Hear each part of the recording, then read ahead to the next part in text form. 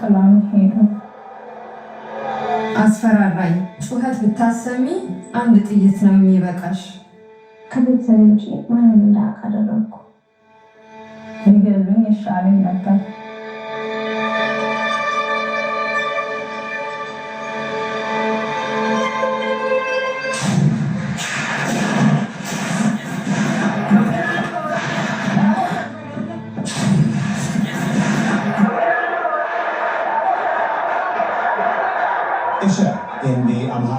በአማራ ክልል የሚንቀሳቀሱ ታጣቂዎች በአሁኑ ወቅት ከመንግስት ጋር ግጭት ውስጥ ይገኛሉ። ጦርነቱ ሰብአዊ ጉዳትን አስከትሏል። ፋኖች መንግስት በአማራ ህዝብ ላይ የዘር ማጥፋት ፈጽሟል ብለው ቢከሱም መንግስት ግን ያስተባብላል። ባለፉት ጥቂት ዓመታት የኢትዮጵያ መንግስት በትግራይ በኦሮሚያና አሁን ደግሞ በአማራ ክልል ተቃውሞ ገጥሞታል። ኦሮሚያ እና አምሃራ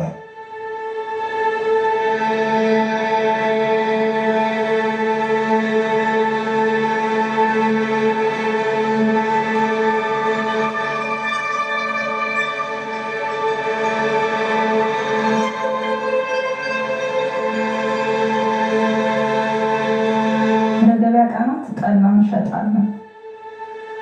ፋኖች ጠላ ለመጠጣት ይመጣሉ። ታህሳስ 27 አጥቢያ ከባድ ውጊያ ተቀሰቀሰ።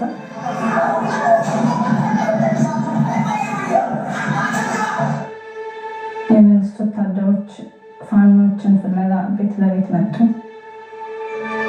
3 ወታደሮች እኛ ቤት መጡ።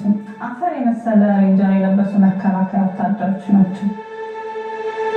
አንዱ በር ላይ ጠባቂ ሆኖ ቆመ። 2ቱ ቤት ውስጥ ገቡ። ፋኖች እዚህ ይመጣሉ ወይ ብለው ጠየቁ። አዎ አልኳቸው። እንዴት ብለን እንክዳለን? አንዱ ወታደር ነይ ተኝ አለኝ። እግሬን ያዘኝ። የ8 ዓመቷ የእህቴ ልጅ እያለቀሰች ነበር። እንዳይጎዱኝ ተማጸንኳቸው፣ ግን ልባቸውን አራራልኝ። በእህቴ ልጅ ፊት ደፈረኝ።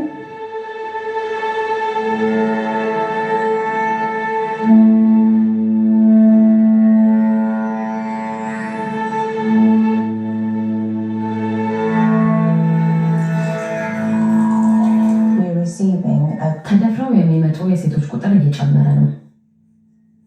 ተጎጂዎች በፍርሃት በጭንቀትና በአባለዘር በሽታዎች ስጋት ውስጥ ሆነው ይመጣሉ። ብዙዎች እየተንቀጠቀጡ ለመናገር እንኳን የሚፈሩ ናቸው።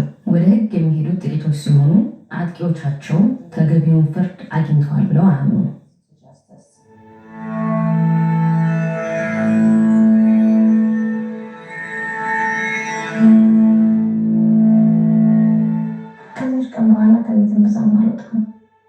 አፈርኩ።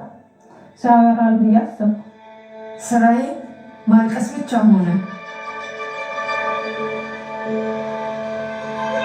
ከወራት በኋላ አስመልሰኝ ጀመር።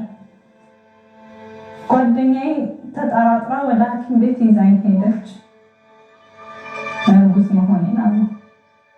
የመከራዬ ቋሚ አሻራ ነው።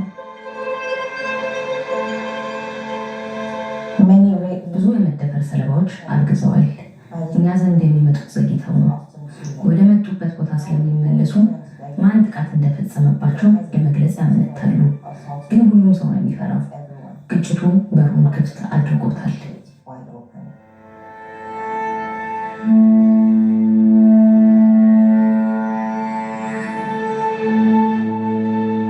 ተጎጂዎቹ ሕይወታቸውን በሚቀይር ሁኔታ ውስጥ ስለሚያልፉ ፍትህ ያስፈልጋቸዋል። ጥፋተኞችን ወደ ፍትህ ለማምጣት ምንም ትርጉም ያለው ጥረት አልተደረገም። ግጭቱ ከመቀጠሉም በላይ አጥቂዎቹ አሁንም እዚያው ይገኛሉ።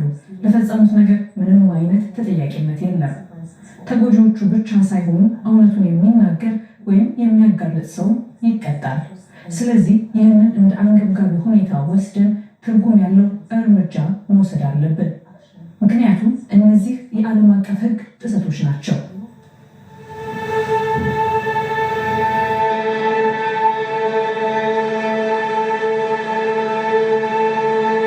ከዚያች ቀን በፊት ወንድ አላውቅም ነበር።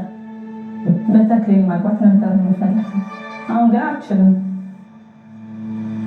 እግዚአብሔር ለምንድን ነው እንደዚህ አይነት ፈተና ውስጥ ያስገባኝ እያልኩ ጠይቋለሁ። ሁሉንም ነገር አጥቻለሁ።